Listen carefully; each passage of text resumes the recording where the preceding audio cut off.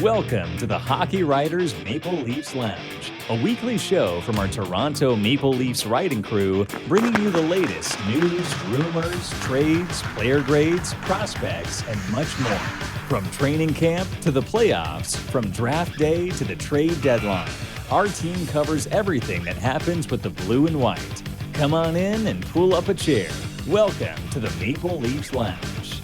Hello and welcome back to the Maple Leafs Lounge. I am your host, Peter Baracchini, and once again, I am joined by my fellow Maple Leaf writer and colleague over at the Hockey Writers, Shane Seney. Shane, it's been a cold couple of days. How are you holding up and how are you doing, my friend? Staying warm. The fireplace is working overtime, but I've actually spent the last 2 days in an arena, which makes no sense considering I just got over the polar vortex. But no, happy to be here.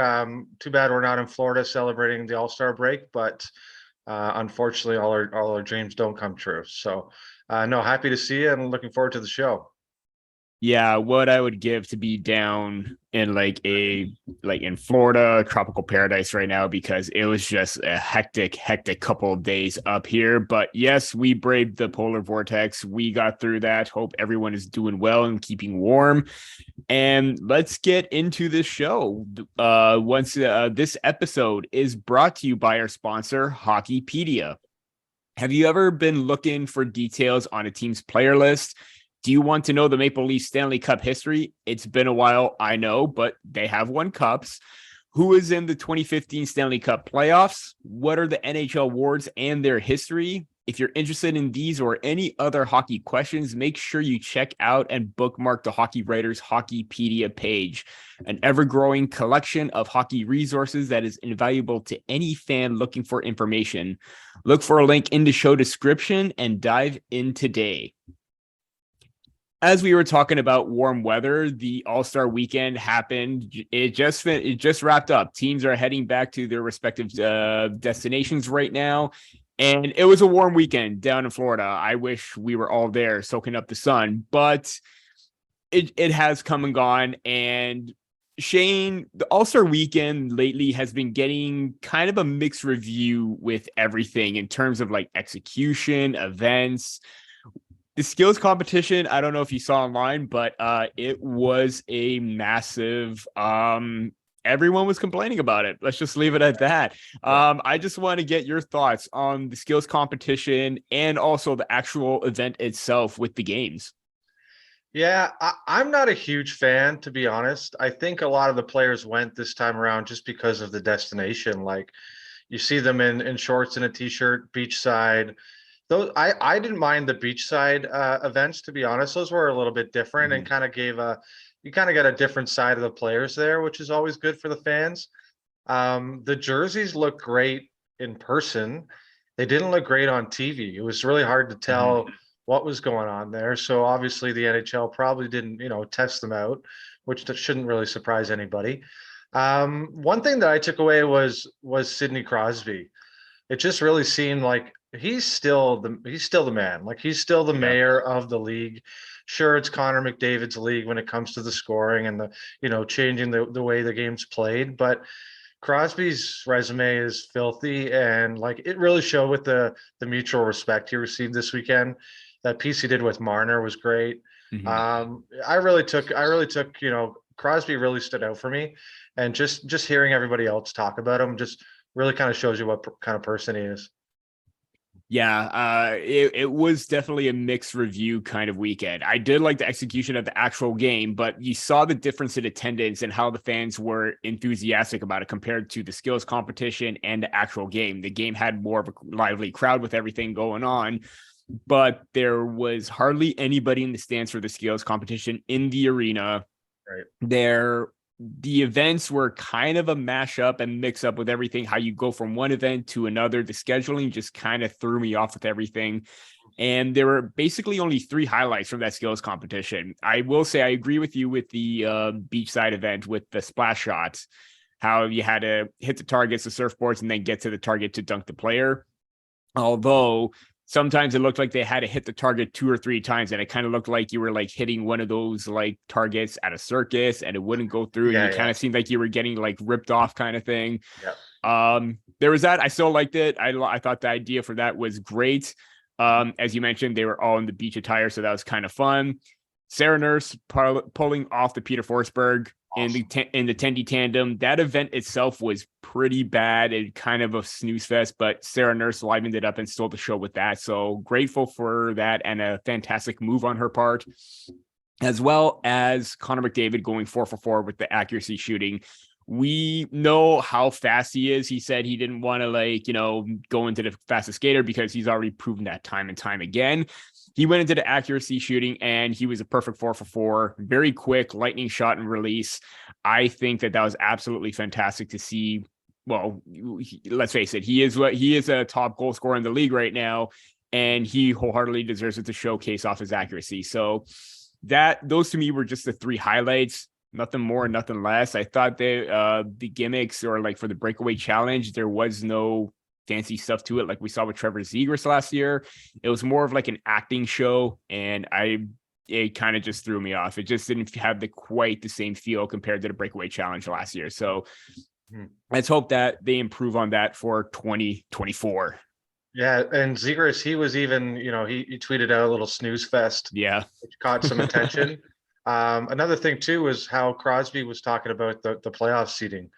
Yeah. And, it turned out that All-Star Weekend was about a lot more than just the game and the skills competition. It seems like the playoff format's come up a lot lately. So I was kind of surprised to see Crosby talk about it and be so open about it. But don't understand how Gary Bettman can say, oh, this is a difficult fix. No, it's not. It was not a difficult fix in the 90s. It was not you made it happen in the 90s, the thousands, the tens. It was a great format. It's not as difficult as it seems. 1 to 8, 2 versus 7, 3 versus 6. It's not that hard. Listen to Sidney Crosby, Gary, and go back to the old format. Everybody wants it. As we talked about the possible, tweaking things and making sure everything is perfect for 2024, we already know who's hosting it. The city of Toronto, and that's going to be a huge one. They haven't hosted it since 2000, I believe, and that was some time ago. That was I remember the days when it was Matt Sundin there and all the former stars from the 90s and early thousands. But Shane, what do you make of Toronto hosting the All-Star game? And I know that Stephen Ellis from Daily Faceoff was coming up with some very funny and innovative skills competition ideas. Do you have any of your own? I don't know what he produced because I haven't seen it, but I would think they got to use the Rogers Center. I still call it the Skydome, but I feel like they got to use the Rogers Center a little bit, especially with the renos that they've done, and kind of they can show it off and have a whole city of Toronto weekend. So I think if they throw some players in there to do maybe some shots from the 500 level, or have like an accuracy shootout into center field or something, would be kind of cool. I'm excited though. I think it's great. Bieber's already jumped on board, of course, and he'll be there. So we know, I assume Drake will be there, and even like Ryan Reynolds and a lot of other Canadian stars, I'm sure, will be on display. So it'll be exciting. We need to talk to our credentials manager, Mark, and make sure we get some laminate lanyards for that one, because it'd be awesome to spend the weekend down there. But really excited. It's been 23 years. It's pretty crazy. 23 years since the Leafs hosted. So looking forward to it, and not a ton as far as event ideas, but I definitely think they should do something at the Rogers Center. Yeah, incorporate the Rogers Center, incorporate the CN Tower somehow. I don't know what's going to happen there. I kind of joke that you have a shooting contest. Whoever could get a puck closer to Billy Bishop Airport from the CN Tower skywalk. Impossible to reach Billy Bishop, but at the same time, it's still fun and entertaining no matter what. But hey, yeah, I agree. It's definitely exciting for the city, the fans, the team itself. Mitch even went on record, or was interviewed when the announcement happened, saying that the city's always buzzing, especially for an event like this. It's going to be ready for it, so it's going to be fun. It's going to be colder than in Florida, but nothing a good winter coat can solve. So yeah, the All-Star game has been in warmer temperatures the last few seasons, or the last few times. heading back to a cold climate, but at the same time, there's lots to do in the city of Toronto. There's a lot of sightseeing, a lot of events possibly going on for that weekend. Can't wait to see what the Maple Leafs have in store, as well as the city of Toronto, because it looks like it's going to be a very entertaining weekend. That is for sure. As we shift over from, future events, let's talk about what's going on the ice and with the team right now. Obviously, with the All-Star festivities done, we're heading into that kind of home stretch where, as soon as we get to the trade deadline and after that, focuses on the playoffs. So it is back to work for all the teams, including the Toronto Maple Leafs. As we saw before the All-Star break, they had their moments, they had their ups, they definitely had their downs. Obviously, Shane, a lot to work on with this team, despite having a good, spot in the standings. They're third overall. But what is one thing that this team needs to work on to be prepared for the second half? Yeah, they got to come out buzzing. Like their first 5 games, 2 against Columbus, I think 2 against Chicago, and 1 against Montreal. So those are 10, like that's 10 points you need right there. So you got to get 8 of 10 because they're 5-4-1 of the last 10. And it's with Matthews' injury, there's a lot of question marks right now. For me, the offense from the defense is an issue. There's 17 combined goals from defensemen this year. So there's a big spotlight on Morgan Riley and his game. I think they really haven't found that person to quarterback the power play as much as they really thought they had it in Riley. So to me, there should be a spotlight on their defense and just how much secondary scoring they can provide, because with Matthews out of lineup right now too, like you're not going to get much from the bottom 6. So they need to learn how to really generate some offense from the back end. And I don't know if they have the space for him, but Connor Timmins helps with that. So if they can find some more minutes for him, I think that would really benefit the team. And who knows, Connor Timmins would help, right? Like I wasn't saying that 4 months ago. So there's a lot of question marks, and I think it starts there. No, I do agree that you do need to get some more production in terms of goal scoring from the back end. I mean, Timothy Liljegren leads all Maple Leafs in goals among defensemen with 4, Rasmus Sandin after that with 3, Giordano 3, Hall 2, Brody 2, Timmins 1, Riley 1, and Jordy Ben 1 as the full breakdown. So not great production numbers from a team that you expect to get more shots from the point. And I do agree that they need to shoot the puck more. Like, let's face it, too many times shots are either going wide, especially in Morgan Riley's case, they're going wide, they're getting blocked. The timing is off. If they take that opportunity instead of making the pass, take the shot, be a little bit greedy. I know you want to pass it off to the star players, but if you have that opportunity to shoot or even get a rebound opportunity, that's going to work wonders. So I do agree with that. My main thing, and it kind of relates to defense, but it also relates to the forwards as well, is puck management. This has been their Achilles heel. This has been their downfall at the start of the season, and even as of late, where they have the puck, they have enough time and space, and they end up turning the puck over, weak clearing attempt, blind passes, what have you. It needs to stop. They need to get that. They need to focus in, be a little bit more confident with the puck like they were in November, December, and just not make careless mistakes. That was the big thing for them. And it's always come back to haunt them. I know that there was that game-winning goal against the Boston Bruins where they had a clearing attempt, went around, Grizzly got the shot, and it went past Matt Murray's glove. Bad turnover.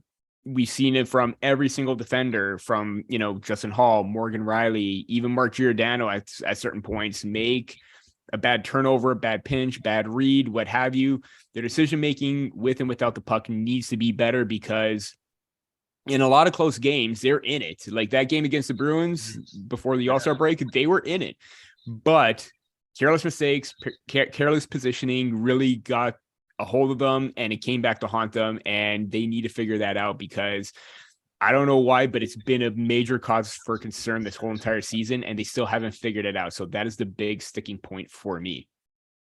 I think too, Peter, that's why I kind of, crap on Justin Hall as much as I do, because he'll make, 3 or 4 great plays, stop a rush, deflect the puck out, cross seam pass, whatever. And then he's like grabbing the puck and throwing it down the ice one game, or he's, firing it up to absolutely nobody when I find he's a bit of a rally killer that way. So puck management is huge. That's a great point. Yeah, absolutely. And again, Justin Hall, when he was given more opportunities to succeed, when the defenders went out, he played some of his best hockey. But now you're still seeing some of that good, but you're also seeing the bad, which is why, there's still a lot of people making him the scapegoat at times, but there are times where he is involved with the play. He turns the puck over, at least extended zone time, bad pass. It's not just him.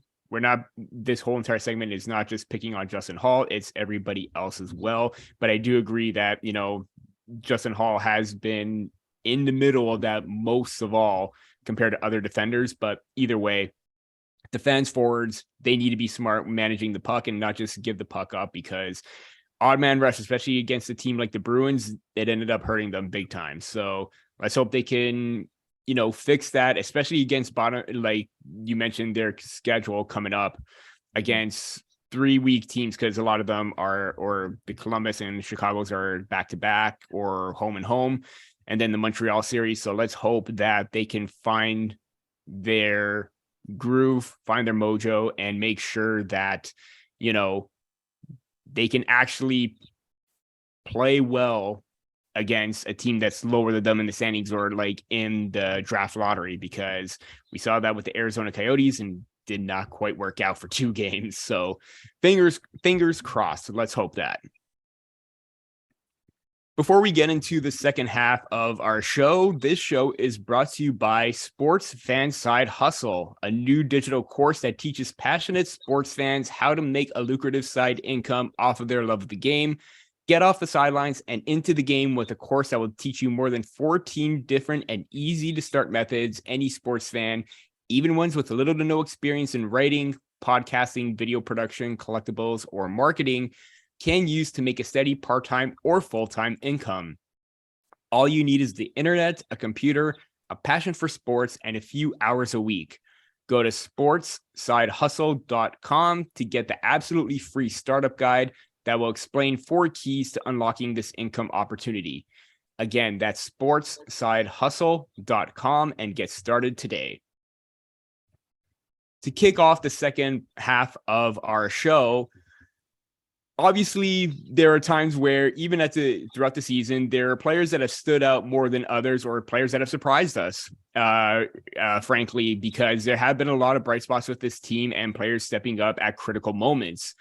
Shane, who is one player or two that you have in mind that we should all be keeping a watch during this stretch leading up to the trade deadline and even afterwards when, there's the grind and then playoffs starting?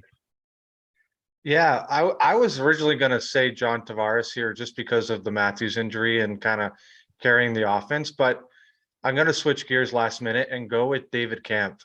And the reason being because if he's not going to be that shutdown center that they need come playoff time, and that, awesome penalty killer, and he was even chipping in pretty good with offense last year, but he's got to be at the top of his game for them to really have a solid third line that's going to be able to shut down teams and really throw off opponents. And if he's not that guy, they need to find someone that can do that. So I don't think Pontus Holberg is ready for an assignment like that yet. So certainly has it in his game, but I don't think it's there yet. So for me, it's David Kampf. And if he's not, showing these next 3 weeks now, I guess, 3 weeks or so, that he can be that guy, then I think Kyle Dubas is going to explore that market.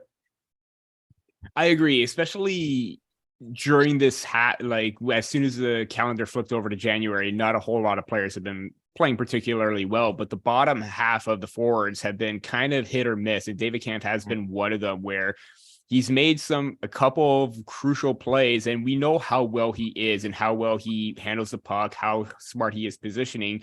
But there are times where he did get caught and he's making the wrong play, gets flat-footed at times, and he just doesn't seem his normal self like we have seen in the past. Like, he's more, not necessarily tenacious, but he's always pressuring opponents. He doesn't seem to be doing that quite often. So I think that is a really great pick on your part, Shane. I I am going to say, and we were just talking about defense, and I am going to say Timothy Liljegren. This is a player that has been in the system for quite some time, got more of an opportunity previously. He's coming up, he's making his impact felt. And when he was getting those top 4 minutes, getting more of that opportunity when defenders went down with injuries, he looked sharp, and he still looks sharp right now. And there are times where he's basically the best player out there on a certain shift, where he's making smart reads, pinches, defensive plays, and he's got that bit of a physical edge to his game where, he's not afraid to step up, get involved, and try to get into the opponent's face. And now that he's got more acclimated in that top 4 role, going up against tougher competition, I think he's found his rhythm. I think he's found his place in the lineup that, the team needs players to step up, and he was one of them. So I think he's ready for the tough stretch, the even more important minutes and shutting down role that he needs to, but he's also not afraid to jump in. We saw him with that pinch to tie the game up against the New York Rangers. I thought that was a fantastic read from him. Really think that he's adjusted very well, and I think he's going to continue to surpass expectations, continue to be a bit of a force, and just be a smart, reliable two-way defender that this team needs. So look out for him, because he looked really good, or he has looked really good all season, and he continues to do so. And one other thing I want to say, if you've tried Morgan Rielly, you've tried Rasmus Sandin, you've tried Mark Giordano, Connor Timmins on the first power play unit, put Timothy Liljegren on there, because he does have a powerful shot. He even said that maybe he needs to use it a little bit more, but at the same time, give him a shot. There's no sense in trying. He's got great power, and more power than all the other defenders that I mentioned. Why not see him in that top power play unit? Because he can distribute and he can shoot. That is going to be key for the power play and for him down the stretch. That's a great point. I mentioned that last episode, how he should get some minutes, because honestly, like, Rielly's he's not even a weapon out there when the other teams aren't game planning for him to shoot the puck at all. So he's just, to me, like, I don't know, it's out of sorts right now, and I think they should give Lily a shot and see what he can do, because if you have a booming one-timer, or any booming slap shot from the point, Brian McCabe-esque, it creates so much for those side cross seam passes. So yeah, we'll see what happens, but I like that pick. Yeah, and I will say this about Morgan Rielly too. He has picked it up. I think that injury may have affected his play a little bit with his mobility, but it doesn't quite excuse the inability and his shot selection. So let's hope he picks that up, because otherwise you have a $7.5 million defender who really can't shoot the puck from the blue line or even get the puck on net. And that's kind of concerning, especially this season where he has a shooting percentage of 1.4. I mean, we're not expecting him to put up 20 goals like he did in 2018-19, but at least 10 to 15. Last year was a good start. I would have thought he would have continued with that, but he just seemed to take a step back. Moving on to the final segment of our show, we're going to do a little bit of a rapid fire, as we've done plenty of times before, to end off the show. And this is all lighthearted. I have 2 questions. Shane, you have no idea. I'm going to do like a magician kind of speak. Yeah, I've not told you anything. You do not know what's coming your way. So let's get right into it. Rapid fire. The first question involves, it's going to be around trade, or actually both of them are going to revolve around the trade deadline. So based on what we've seen so far, because there has been a mixed review of whether we should go for a forward, whether we should go for a defense, top 6 forward, bottom 9, what have you, or not bottom 9, but top 9, bottom 6. There are plenty of options out there. What is the most pressing need for this team? Wow. A healthy number 1 goalie is a start. But I'm gonna say it's that second line left wing to me. I think it just balances out the entire forward group. And if you can get somebody to throw on the first line and move Bunting down, Like then you're moving Yarncroke down and the ripple effect is just great. So to me, left wing, first, top six left winger. I'll say top six left winger. Yeah. I'm gonna say, and you even wrote about not Pavel Buchnevich, but Ivan Barbashev. Yeah. Spencer Lazary wrote about Noel Chari. I wonder if they try and go the cheaper option route and try and get two guys, one middle six and one bottom six forward to try and move up and down the lineup. It'll give them some goal scoring. Barbashev may not be at that level compared to last season, and Achari could possibly be another depth option. I know they were looking at him in the offseason to try and sign him, but if it's not those two, I'd rather them try and get mid-level option like they did with Mark Giordano last year. Pay a price, don't give up a whole lot, but give them a decent return. Whether it's mid-round picks, B-level prospects. I know that there's Nick Abruzzese, there's Semyon Argu-Chintsev, there's Mikhail Abramov, Ronnie Hirvonen. Those are players that should possibly be willing to entice if you're willing to move that, or if you still have mid-round picks for this draft, next draft, try and move those and try and get a decent return for like middle six / depth options, because it could still make them competitive and you can move players up and down the lineup. Mm-hmm.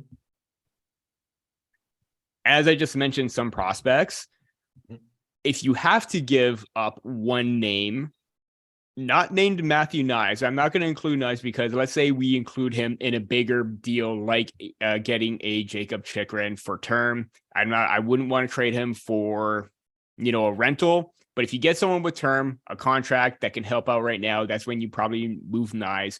But if you have to trade a prospect not named him, who is at the top of your list right now? I would think it's probably Fraser Minton, and just because of recency bias, he's having a good year. They signed him right away. So obviously the organization liked what they saw, which is normally a good sign for other teams. And if you deal him, then you can probably keep Robertson and you can keep Knies. So, because I would even I would still throw Robertson in that mix too. He's still young enough, but I would throw him in because you can land a big name with him in the package. They're going to have to put Kerfoot or Engvall or somebody in there to balance the money. But if you can throw in Minton and keep Knies, keep Nick Robertson, keep Topi Niemela, then I think that's a win. And the only reason being is he's like 4 years away. Like, let's get real here. And in 4 years, Austin Matthews and Mitch Marner aren't under contract. So the time is now, and if he's got value on the trade market, make it work. Very good points. And I'm going to say the same reasons, but for Topi Niemela, because number one, he is a right-handed shot defenseman. There's going to be high value and a high asking price for teams because right-handed shot defensemen are valuable. And you're probably wondering, well, if the Maple Leafs need right-handed shot defensemen, why are we giving up Niemela? Well, I understand that, and I do agree, but at the same time, if a team needs that and you hold on to Knies or even possibly Minton, you can trade Niemela, and he's kind of having not the best season. He's playing okay over in Finland, but it's not the best, where his production seems to be a little bit down, but he still has a lot of upside as a two-way puck moving defenseman with a lot of smarts and sound positionally in his own end. So I would think that if you can move on from him, and like you said, when Matthews and Marner 4 years down the line, if they resign, they're still in the organization, they want to win. Niemela is still a few years away, and I think he's going to be more than 4 years away, maybe 5, because he needs to get acclimated to the North American game. He has he has the experience at the pro level, which is great. He could arrive on the team sooner than later, but I still think he's years away. And if you need to part with that to get a good return and help you out right now, look for him, because he's definitely a piece that could be intriguing to other teams. And also, if the Maple Leafs keep their pick this year, I have an eye on a certain defender named Oliver Bonk, who is still a right-hand shot defenseman, and you could replace him with Niemela. Still smart. So that is just my take right there. I like it. And that is it for this episode of Maple Leafs Lounge. Once again, be sure to check out our sponsor for this episode, Hockeypedia, for the ever-growing collection of hockey resources that is available to any fan looking for any information online. Just go to that link to the Hockey Writers, and you are all good to go to get the knowledge that you need, as well as Sports Fan Side Hustle. The website for that is sportsidehustle.com to possibly make extra money on the side, whether it's in writing, podcasting, video production, you name it. It's a little extra money on the side to get your career started in the sports industry. Once again, that's it for this episode of Maple Leafs Lounge. For Shane Seney, I'm Peter Baracchini, and we'll see you next time.